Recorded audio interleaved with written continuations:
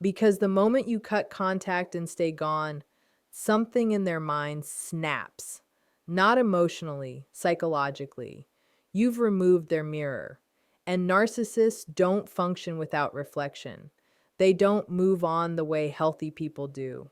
They react, they spiral, they calculate, and what happens next follows a very predictable pattern. If this is resonating, pause for a second, subscribe, because understanding this psychology is how you stay free, not reactive. When long no contact begins, the narcissist does not experience it as loss in the emotional sense most people imagine. There is no healthy grief, no genuine heartbreak, no reflective sadness about what went wrong. What gets triggered instead is something far more destabilizing: loss of control. Control is the core currency of a narcissist's psychology. Attention, reactions, emotional access, even conflict are all forms of supply that confirm their relevance and dominance. When you remove yourself completely and stay silent, you don't just leave the relationship, you collapse the system that kept them regulated. Your absence creates a sudden power vacuum. They can't read you, provoke you, correct the narrative, or extract reassurance from your reactions.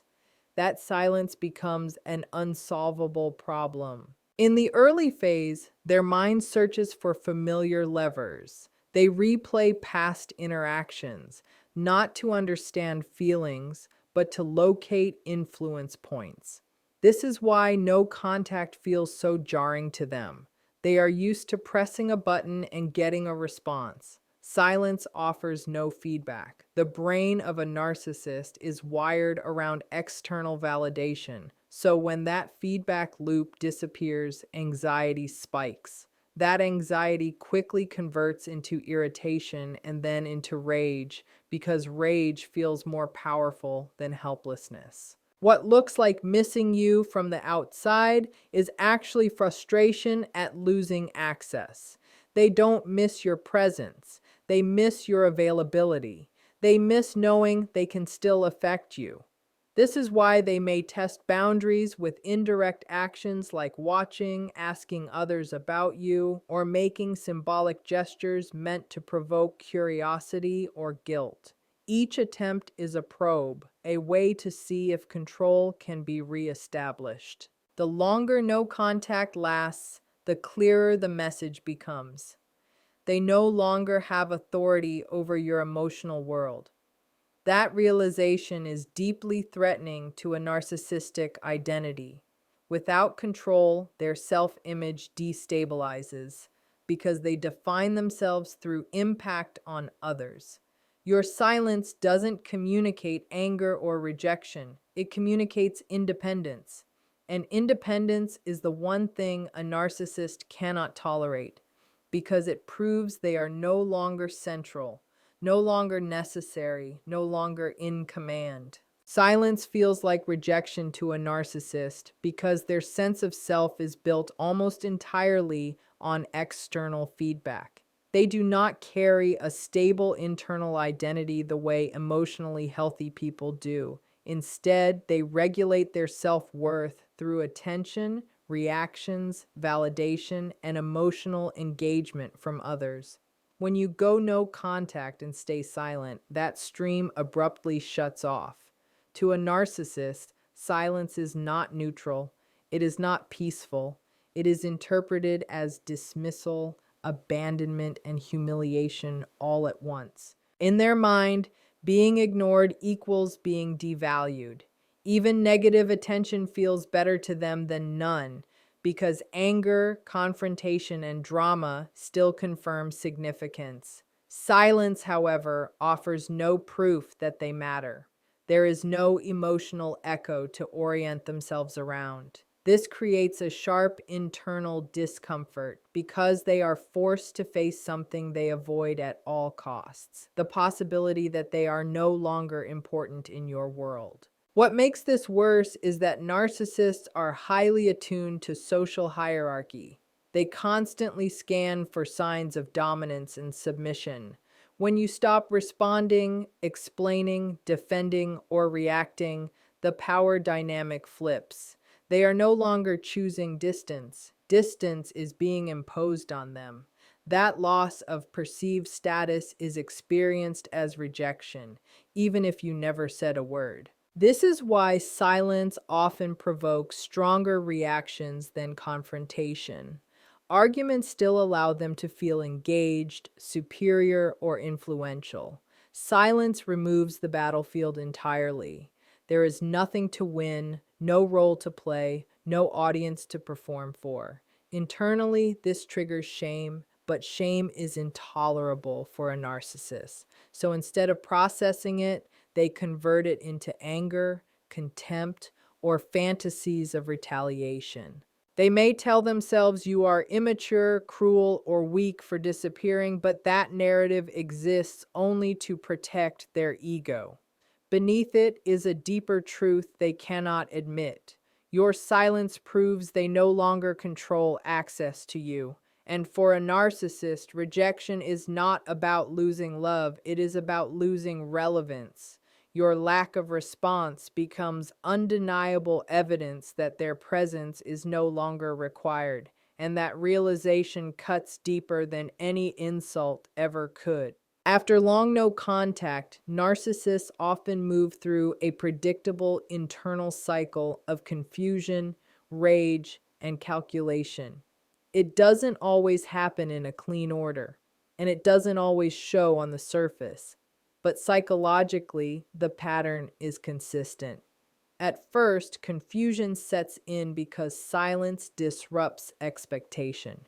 They are used to predictable reactions, even if those reactions are emotional, defensive, or angry. When none arrive, their mind struggles to process the absence of feedback. They keep waiting for the moment you break, reach out, or respond. When that moment doesn't come, uncertainty takes over. That confusion quickly hardens into rage. Rage is not always explosive or obvious. Sometimes it's quiet, cold, and internal. What fuels it is the realization that they no longer control the narrative or your emotional state. They may feel insulted, disrespected, or challenged, even though no direct challenge occurred. The rage exists because silence forces them to confront helplessness, and helplessness is intolerable to their ego. Anger feels more powerful than vulnerability, so their mind chooses it automatically. Once rage stabilizes, calculation begins. This is where the narcissist shifts from emotional reaction to strategic thinking. They start asking themselves how to regain leverage, not how to repair the relationship. They consider different tactics based on what has worked before: charm, guilt, intimidation, triangulation, or playing the victim all become tools on the table.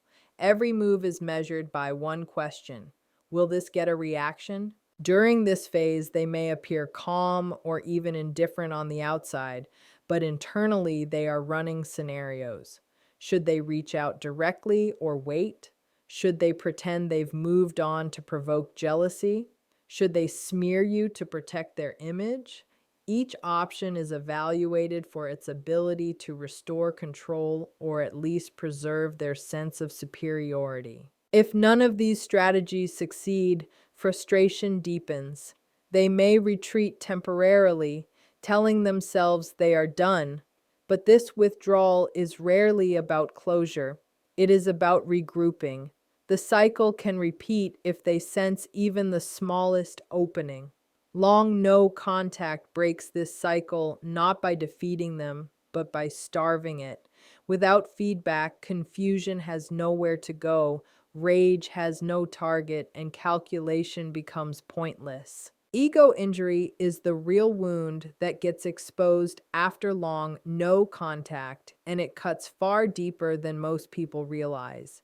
A narcissist's ego is not confidence, strength, or self-belief. It is a fragile psychological structure built to protect them from shame.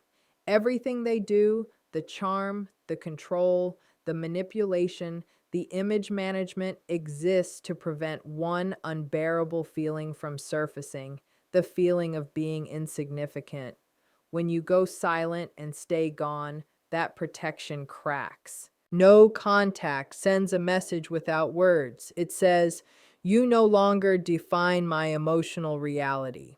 To a narcissist, this feels like an attack on identity itself. Their self image depends on being central, influential, unforgettable. When you remove yourself, they experience it as a collapse of status. They are no longer the authority, no longer the one who decides when connection begins or ends. That loss of dominance creates ego injury. Ego injury is not sadness, it is humiliation mixed with helplessness. The narcissist feels exposed, diminished, and replaced, even if no replacement exists. They begin to obsess over how they are being perceived. Are you happier? Have you forgotten them? Do others see through them now? These thoughts create internal chaos because their value system depends on external validation.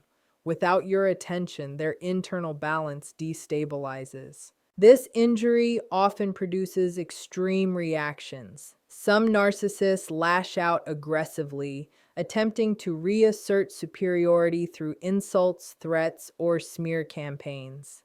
Others retreat into cold contempt, convincing themselves you were unworthy or beneath them. This is not indifference, it is psychological self defense. They must downgrade you in their mind to survive the blow to their ego. What makes ego injury so dangerous for them is that it cannot be repaired internally. Healthy people process rejection by reflecting, adjusting, and growing. Narcissists cannot do this because admitting fault would shatter their false self. So instead of healing, they externalize blame. You become cruel, you become heartless, you become the problem. This allows them to protect their image while avoiding accountability. Long no contact keeps that injury open. Every day of silence reinforces the truth they cannot escape. You chose peace over them, and that choice proves they are not as powerful, necessary, or irreplaceable as they believed. That realization is the deepest wound of all. After long no contact, narcissists often shift into a phase of distant monitoring before they take any direct action.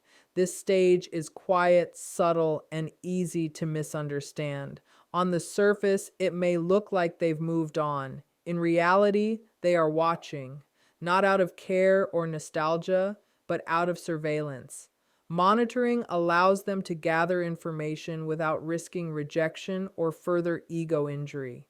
It gives them a sense of control without exposure. During this phase, they may check your social media obsessively, ask mutual connections, indirect questions, or track changes in your life through third parties. They are scanning for emotional data. Are you struggling or thriving? Do you seem happier or quieter? Are you talking about them or acting unaffected? Every detail is interpreted as evidence of whether they still matter. This observation phase helps them regulate their anxiety while they decide their next move. What's important to understand is that they are not looking for closure. They are looking for leverage. If they sense vulnerability, sadness, or lingering attachment, it reassures them that they still have influence. If they see growth, peace, or indifference, it unsettles them. Indifference is especially threatening because it suggests permanent loss of control. When they see no emotional signal, it forces them to confront the possibility that they are no longer relevant. This is why they often delay reaching out. Acting too soon risks confirmation that they've been replaced or forgotten. Waiting allows them to build a narrative in their head. They may tell themselves you are pretending to be fine or that you'll eventually break. These assumptions help them preserve superiority while they observe from a safe distance. Monitoring also serves another function, protecting their image. By staying quiet, they can later claim they were the one who disengaged, that they were unbothered, or that they chose distance for their own reasons.